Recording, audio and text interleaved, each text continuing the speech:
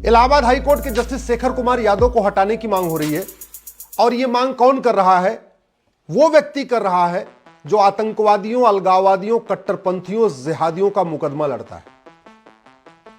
राज्यसभा में उनके खिलाफ इंपीचमेंट मोशन लाने की बात हो रही है और यह व्यक्ति कौन है जानते हैं जो मोशन लाने की बात कर रहा है? जो पीएफआई का मुकदमा लड़ता है, सिमी का मुकदमा लड़ता है, आतंकवादियों का मुकदमा लड़ता है।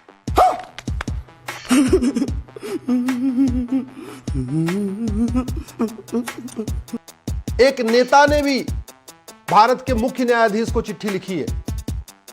वो कह रही है इनको हटाया जाए। बड़े आश्चर्य की बात है।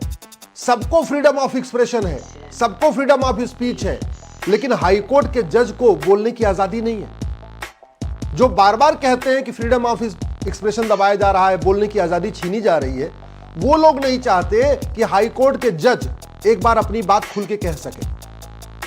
पहली बात तो जस्टिस शेखर कुमार यादव किसी पीएफआई, सिमी या अलगाववादी, जिहादी संगठन में नहीं गए थे, किसी माओवादी संगठन के कार्यक्रम में नहीं गए थे। वो गए थे वीएचपी के कार्यक्रम में, विश्व हिंदू परिषद, जो हिंदुओं का सबसे बड़ा संगठन कहलाता है, जो हिंदू हित के लिए काम करता है। और सुप्रीम कोर्ट की संविधान पीठ कह चुकी है Hinduism is not a religion, Hinduism is a way of life. In fact हमारी पिछले साल हमारी एक याचिका थी जिसमें मैंने भारत में नेमिंग कमीशन लागू करने की मांग किया था। उसमें ही यही नहीं, अभी और सुनिए। दो जजों की बेंच ने कहा था, justice K M. Joseph, justice Nagarathna की बेंच ने कहा था Hinduism is a way of life. अगर Hinduism is a way of life है तो हिंदुओं के लिए कार्य करने वाला संगठन विश्व हिंदू परिषद के कार्यक्रम में किसी जज का जाना यह गलत कैसे हो गया? सुप्रीम कोर्ट कहे Hinduism is a way of life तब तो ठीक है, लेकिन जस्टिस शेखर कुमार यादव यही बात कह दे तो गलत हो गया। दूसरी बात,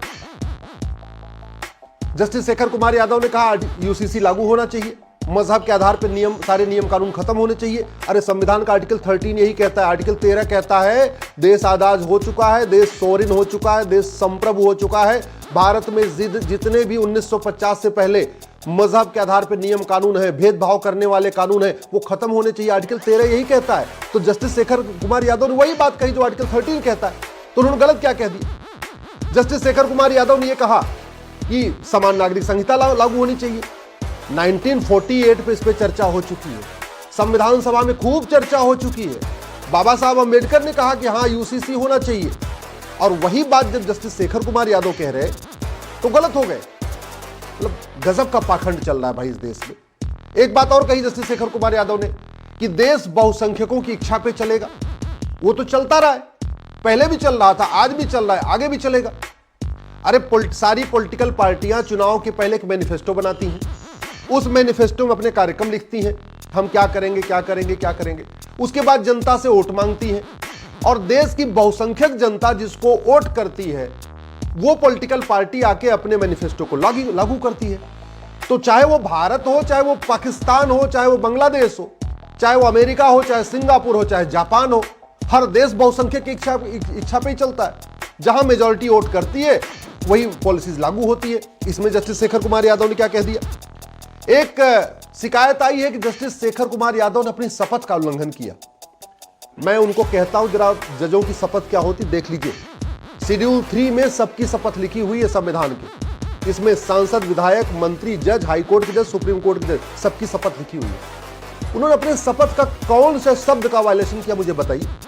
अरे इसमें लिखा हुआ है हम रूल ऑफ लॉ अपहोल्ड करेंगे। जस्टिस शेखर यादव ने यही कहा कि भैया यहाँ पे तानाशाही नहीं चलेगी और किसी की मजहबी नियम कानून नहीं चलेगा, रूल ऑफ लॉ चलेगा। उसमें उन्होंने कौन सा गलत कह दिया?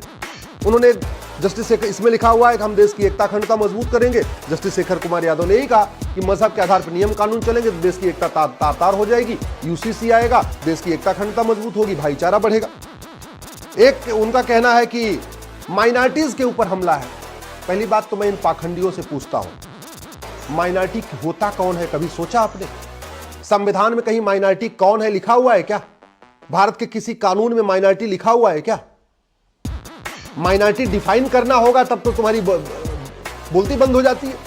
आज तक कभी नहीं मांग किया कि माइनॉरिटी को डिफाइन करो। यूएन कहता है एनी ग्रुप और community which is socially, economically, politically non dominant and inferior in population less than 1%, जो 1% से कम होता उसको माइनॉरिटी कहते हैं।